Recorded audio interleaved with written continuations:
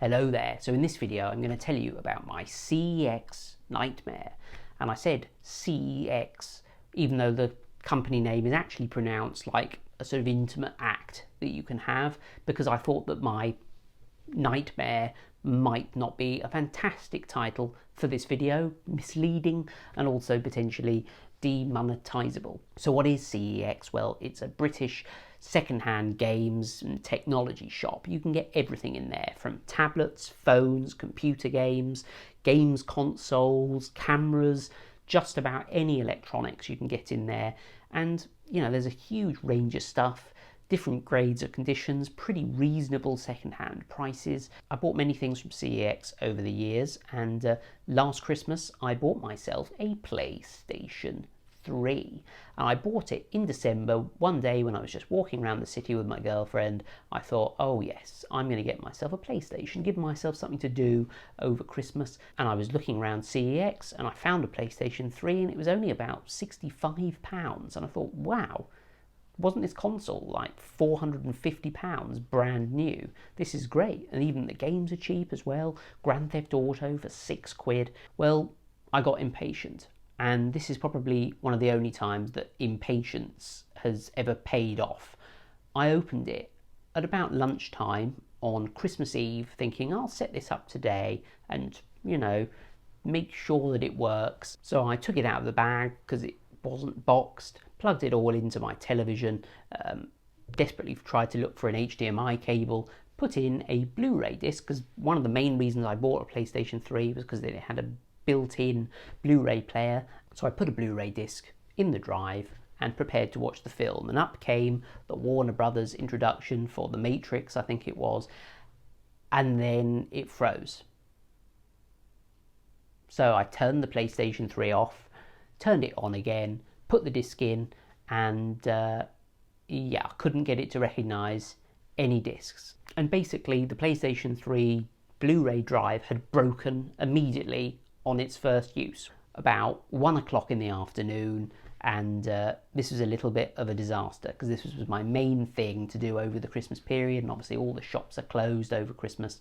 So I rushed back into my city centre to CeX with the games console, with the expectation of getting a replacement because I still wanted to be able to play Grand Theft Auto. Went up to the desk and explained the situation and said, look, the Blu-ray player doesn't work. It came on for about 2 seconds and then stopped working. So can I have another games console, please? Obviously, they all wanted to finish work, and I wanted to get home on Christmas Eve and enjoy myself. So things developed in quite an odd and fast way. So the first thing the person says to me is, yes, that's fine, but we have to check the console to make sure it is broken. Okay, that's fine. How long will that take? It's a wait of about 2 hours.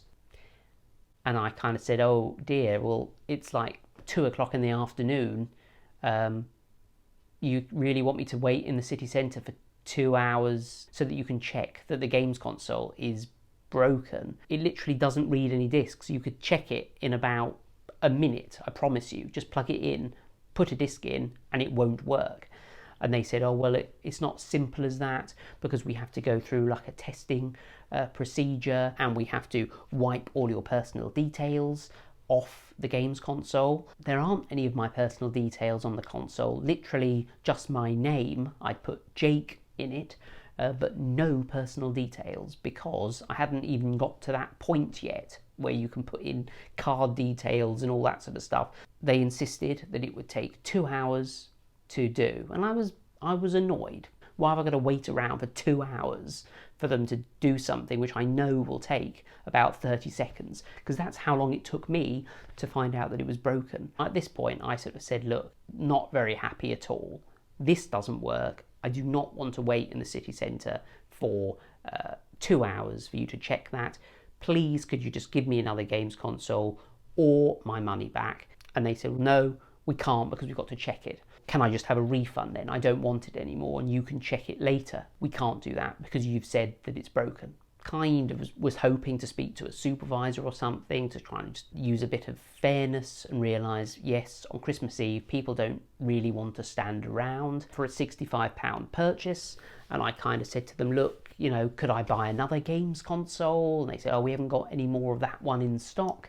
And I said, look, I'm telling you it's broken. You can check that later. I really don't care what your internal procedures are, but I am entitled to a refund. And this is when another member of staff got involved and got quite argumentative with me, actually, and kind of leant over and said, you're not entitled to a refund. And I said, I am entitled to a refund. I will prove to you that you're not entitled to a refund. He kind of used the computer to look up the Consumer Rights Act and then showed me that consumers were not entitled to a refund if they didn't want an item.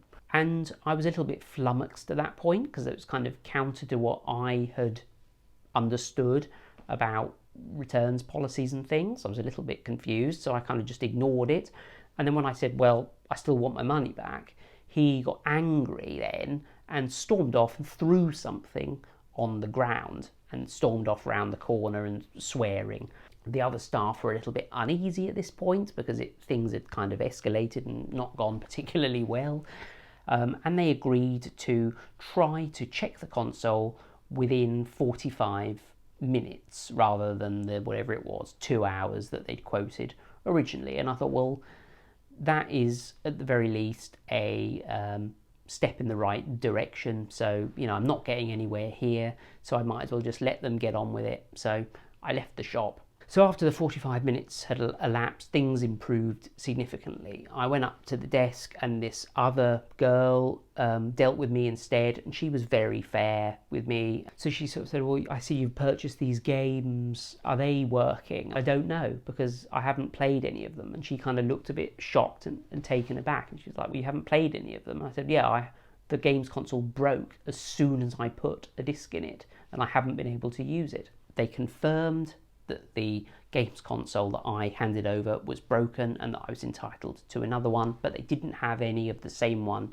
in stock.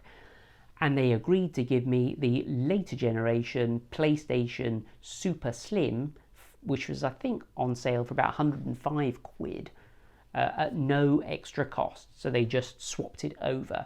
And I went home, checked it out, and it worked perfectly. So I'm very happy with the PlayStation I got, and very happy eventually with the customer support I got from CeX. Now, there's a couple of things I want to say. Firstly, the PlayStation 3, turns out that the original, whatever you call those things that suck in the disc, slot loader, slot, they are notoriously bad on the PlayStation 3 and they do break. So if you can, avoid original PlayStation 3 and get one with the kind of the slidey thing, like the super slim one that I got. And I'm very happy with the PlayStation 3. Plays great games. It's superb value for money, especially since I only paid £65. More generally, I want to talk about this consumer rights thing that the employee of CeX brought up. And they were completely incorrect. And I don't think they were doing it, despite the fact he was a bit of a git, you know, throwing products on the floor and getting very angry with me. He may have just had a sort of bad day or whatever, and, you know, just wanted to get home to his family. In what way was he wrong? Well, the part of the Consumer Rights Act that he showed me was about returning just general products, okay?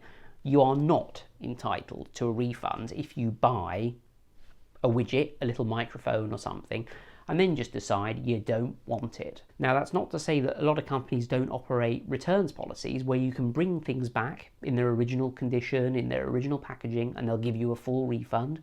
Or if you don't have a receipt, they'll give you a credit note or something. Most companies operate a sort of fair returns policy. Where this guy in CeX was wrong was that there is a separate part of the Consumer Rights Act that deals with items that are not of sufficient quality, they're not fit for purpose, and all these details. You can look up those up in more detail online.